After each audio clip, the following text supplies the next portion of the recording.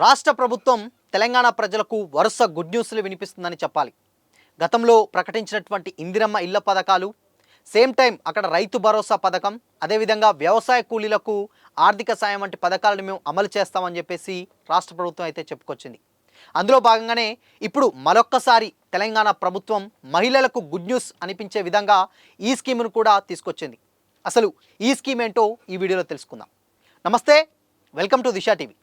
మహిళా సాధికారతే ప్రభుత్వ లక్ష్యమని డిప్యూటీ సీఎం బట్టి విక్రమార్క చెప్పుకొచ్చారు. అయితే గ్రామీణ మరియు పట్టణ ప్రాంతాల్లో ఉన్నటువంటి మహిళలకు మహిళా సంఘాల ద్వారా సోలార్ పవర్ ప్లాంట్లు ఏర్పాటు చేసి 1000 మెగావాట్ల విద్యుత్ ఉత్పత్తికి ప్రభుత్వం ఏర్పాటు చేస్తున్నట్లయితే తెలుస్తుంది.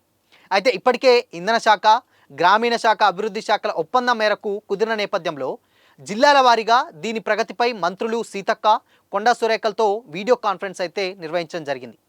అయితే కొత్త విద్యుత్ పాలసీ, ఇంధన గ్రామీణ అభివృద్ధి శాఖల మధ్య గత సంవత్సరమే నవంబర్ 19న కుదిరిన ఒప్పందాన్ని కలెక్టర్లు వినియోగించుకొని ముందుకు తీసుకెళ్లాలని ఆయన చెప్పుకొచ్చారు.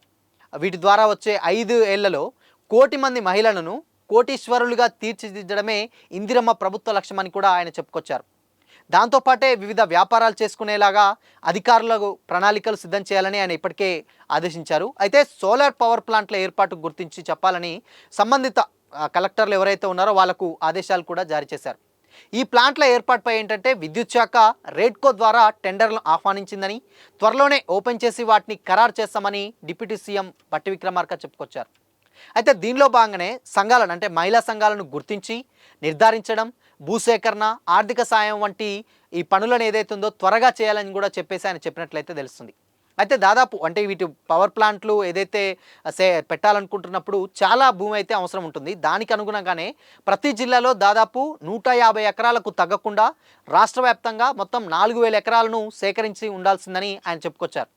అలాగే ప్రతి నియోజకవర్గంలో అంటే అటు జిల్లా పక్కన పెడితే ప్రతి నియోజకవర్గంలో స్మాల్ మైక్రో పరిశ్రమలను ఏర్పాటు చేసేందుకు కూడా 4 నుండి 5 ఎకరాల భూమి సేకరించాలని డెఫినెట్గా ఆయన సూచించినట్లయితే తెలుస్తుంది. అండ్ అలాగే హైదరాబాద్ వంటి మహానగరంలో భూమి ఉండదు కాబట్టి పెద్ద పెద్ద బిల్డింగ్లు ఏవైతే ఉన్నాయో వాటిపైన సోలార్ పవర్ ప్లాంట్లను ఏర్పాటు చేసి దాని మీద అవి పెట్టాలని కూడా చేసినట్లయితే సమాచారం. ఇంకోటి పిఎం కుసుమం పథకంలో భాగంగా రైతులు దీని ద్వారా 2 మెగావాట్ల సోలార్ ఉత్పత్తి చేసుకునే విధంగా అవకాశం ఉందని, ఆ దిశగానే రైతులు చైతన్యపరచాలని కూడా ఆయన చెప్పుకొచ్చారు. అంటే ఈ సోలార్ ద్వారా ఏంటంటే 2 మెగావాట్ల విద్యుత్ ఉత్పత్తి దాన్ని చేసుకోవచ్చు. దీన్ని అంటే ఉన్నటువంటి అధికారులు ఎవరైతే ఉన్నారో వాళ్ళు కూడా రైతులకు త్వరగా చెప్పి అంటే వీళ్ళని చైతన్యపరచాలని చెప్పారు. అయితే గత ప్రభుత్వం పక్కన పెడితే అంటే కాంగ్రెస్ ప్రభుత్వం వచ్చినప్పటి నుంచి వెళ్ళి మహిళలకు మేము డెఫినెట్గా ఉన్నట్లో ఉన్నటువంటి స్కీమ్లను ఇంకా ఎక్కువగా ఇలాంటి పథకాలు మేము ప్రవేశపెడతామని చెప్పారు. గతంలో మహాలక్ష్మి పథకం అమలు చేశారు. అదేవిధంగా ఇప్పుడు 2500 పథకం కూడా అంటే 2500 ఇస్తాం ప్రతి మహిళకు అని కూడా చెప్పుకొచ్చారు.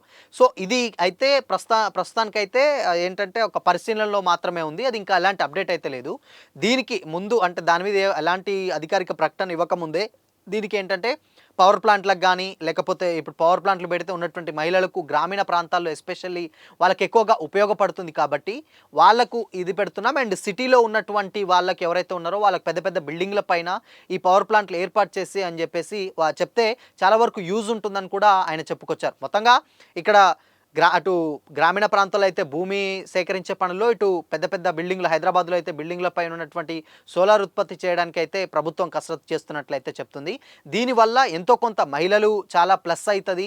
సో వాళ్ళకు ఆర్థిక ఇబ్బందులు కానీ తప్పి కొంచెం బిజినెస్ మెంటాలిటీతో ఆయన ఆలోచించి ఇలాంటి పథకాలను మేము ప్రవేశపెడుతున్నాం అని కూడా చెప్పి ఆయన చెప్పుకొచ్చారు. సో ఇది దాదాపు ఏంటంటే ఇది కన్ఫామ్గా అయిపోయింది. దీని మీద మరింత క్లారిటీ అంటే ఎప్పుడు ఏంటి అనేది అయితే మరికొద్ది రోజుల్లో అసలు క్లారిఫికేషన్ ఏంటి, ప్రాసెస్ ఎలా ఉంటుంది ఏంటి అనేది లైవ్లో అంటే ఏంటంటే ఉన్నటువంటి అధికారులు త్వరలోనే గ్రామాలలో కానీ అటు పట్టణాల్లో కానీ దీని మీద పూర్తిగా అవగాహన కల్పించే విధంగా వాళ్ళు చర్యలు తీసుకుంటున్నట్లయితే తెలుస్తూ ఉంది. అయితే గతంలో మనకు మాట్లాడుకున్నట్లు 2500 ప్రతి మహిళకి 2500 ఇస్తామని కూడా చెప్పారు. అది ప్రస్తుతానికి పరిశీలనలో మాత్రం ఉంది. అది ఇంకా అమలు కాలేదు. అమలు కాకముందే మరొకటి ఈ పథకాన్ని అయితే తీసుకురావడం జరిగింది పవర్ ప్లాంట్ల ద్వారా. సో ఇది ఎంతవరకు సక్సెస్ అవుతుంది అండ్ దీని మీద అసలు ఏమంటారు అంటే నార్మల్గా ఏంటంటే ఉన్నటువంటి తెలంగాణ ప్రజలు ఇది ఎంతవరకు ఉపయోగపడుతుందని కూడా పెద్ద ఎత్తున చర్చలు అయితే పెట్టుకుంటున్నారు దీని మీద.